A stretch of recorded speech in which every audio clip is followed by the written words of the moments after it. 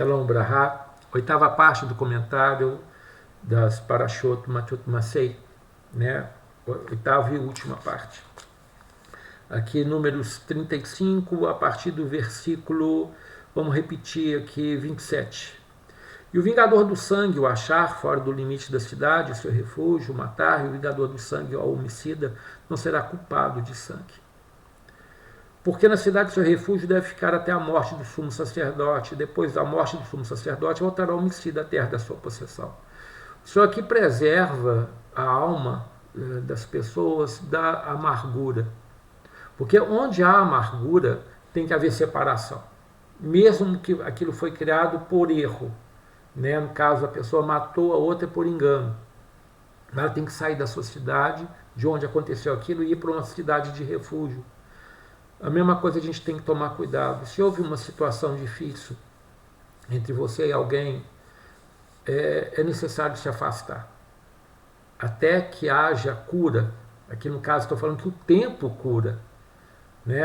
Morreu o Kohen Gadol, aí ele poderia voltar. Ou seja, um tempo grande de afastamento. E de acordo com essa situação é necessário haver o afastamento.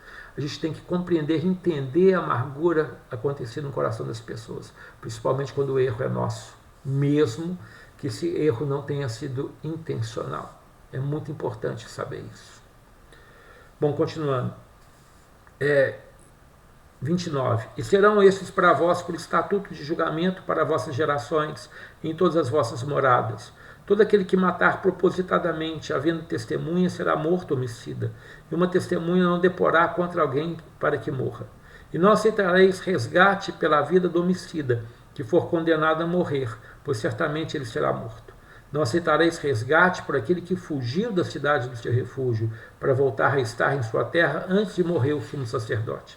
Não fareis que torne culpada a terra em que estáis, porque o sangue faz condenar a terra, e a terra não terá expiação por causa do sangue que nela foi derramado, senão com o sangue daquele que o derramou. E não contaminarás a terra em que vós estáis, porque eu habito no meio dela, pois eu, o Eterno, habito no meio dos filhos de Israel. Versículo 1, capítulo 36. E aproximaram-se os cabeças dos pais da família dos filhos de Gilad, filho de Mahir, filho de Menashe, das famílias dos filhos de José, e falaram perante Moisés, perante os príncipes, cabeça dos pais dos filhos de Israel, disseram: O meu Senhor ordenou o Eterno dar a terra de herança por sorteio aos filhos de Israel, e meu Senhor foi ordenado pelo Eterno para dar a herança de Zeloferrad, nosso irmão, às suas filhas. Caso se casem com algum dos filhos das outras tribos, dos filhos de Israel, então sua herança será diminuída da herança de nossos pais, e acrescentada a herança da tribo a que vierem pertencer. Assim será diminuída a herança que nos tocou por sorteio.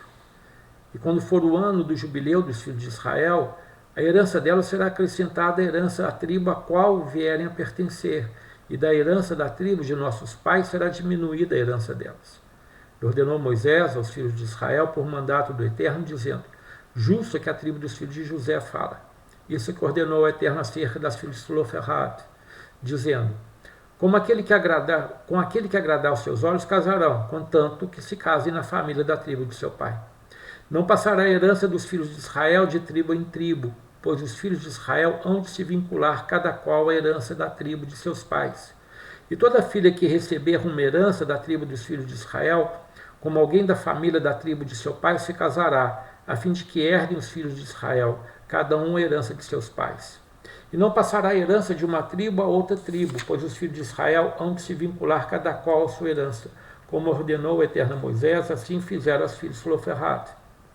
E foram Marlá, Tirsa, Rodlá, Milca e Noa, as filhas de Zeloferrad, para os filhos de seus tios paternos, por mulheres. Nas famílias dos filhos de Menashe, filho de José, casaram-se e ficou a herança delas na tribo da família de seu pai. Estes são os mandamentos e os juízos que ordenou o Eterno por intermédio de Moisés aos filhos de José, aos filhos de Israel, nas planícies de Moabe, na altura do Jordão de Jericó. Bom, aqui mais uma justiça colocada. A justiça nem sempre é de acordo com o sentimento. Nem sempre paixão, ou quase nunca paixão se relaciona com justiça. Justiça é razão, justiça é verdade, justiça é equilíbrio. Aqui, Milka, Noa, Hogla, Tirsa chegaram quando o pai morreu, quando nós falamos no comentário da paraxá passada, e essas meninas são tão fortes que elas aparecem 3 vezes na Torá, falando da justiça delas, da personalidade delas, como uma mulher deve ser, né? E elas chegam, olha, nosso pai morreu, foi aquele que foi apedrejado por quebrar o Shabat, né? Quando o senhor estava ensinando isso. Dizem os sábios que ele se entregou para ser um exemplo, bem pesado, né? Mas é típico de um pai que se entregou por justiça, né? Que se sacrifica por justiça para ensinar, ter filhas tão sábias. E ela chega e fala, ó, o pai morreu e não tem filho, nós vamos ficar sem herança só porque nós não temos irmão? Né? E o senhor coloca ali a lei que tem que ser dada para as filhas também em herança. Agora a justiça pega para o outro lado. Tá bom, mas se elas casam com uma pessoa de outra tribo, quando chegar no jubileu, em que a terra volta para aquela pessoa que é original, né, elas por estarem casadas com um homem de outra tribo e a descendência marcada pelo pai, ou seja, a judaicidade é marcada pelo ventre materno, né, pelo ventre. Ou seja, o cara só pode falar que é judeu se a mãe ou a avó são judias. Tá? Mas a tribo que ele pertence é do pai. Né? Então, vamos somar. Eu tenho que as minhas 2 famílias são de descendência Levi, então, ótimo. Tudo bem, tudo Levi. Mas aquele que tem o pai Levi e tem a mãe Judá, ele vai ser Levi, porque o pai é Levi. Né? Então, aqui havia essa preocupação para que mantenha a integridade da tribo, a herança da tribo, como é importante essa questão da terra. Nós temos que entender isso aqui na justiça. Né? Então, as meninas poderiam casar com quem quisesse, desde que seja da tribo de Menashe. E por acaso, eles casaram com os primos. Então, se estabeleceu o equilíbrio. Então, nós temos que sempre pensar nisso. Com quem nossos filhos vão casar? Né? Com quem nossas filhas vão casar? Saber ajudá-los a escolher, né? Como eu falei já, manter a família extremamente importante para a estrutura da sociedade, para a estrutura do caminho da nossa sociedade. Se os casamentos são bem feitos, ou seja, com famílias que se entendam, não precisam se amar, mas que se entendam, que os valores são os mesmos, ou que acrescentem valores melhores à nossa família, ou que a nossa família possa acrescentar valores melhores a família do futuro cônjuge do nosso filho ou nossa filha, é isso que interessa. E não denegrir, e não trazer, às vezes, uma mistura que possa ser prejudicial de valores, como as questões religiosas e valores de respeito dentro de casa. Nós temos sempre que tentar melhorar e ajudar aqueles que precisam. Isso é uma sabedoria. Pode parecer até um pouco xenofóbico, mas não é essa a questão. É uma questão de preservação e de respeito.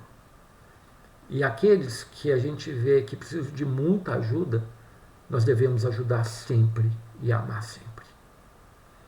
Né? Que o livro de Números possa ter nos ensinado bastante. E como se diz em hebraico, Hasak, Hasak, Venit Hasek, né? Quando se termina um livro, né? Força, força. Sejamos todos fortalecidos. Que a bênção do Eterno esteja sobre a sua vida, a sua casa, a sua família. Amém e amém.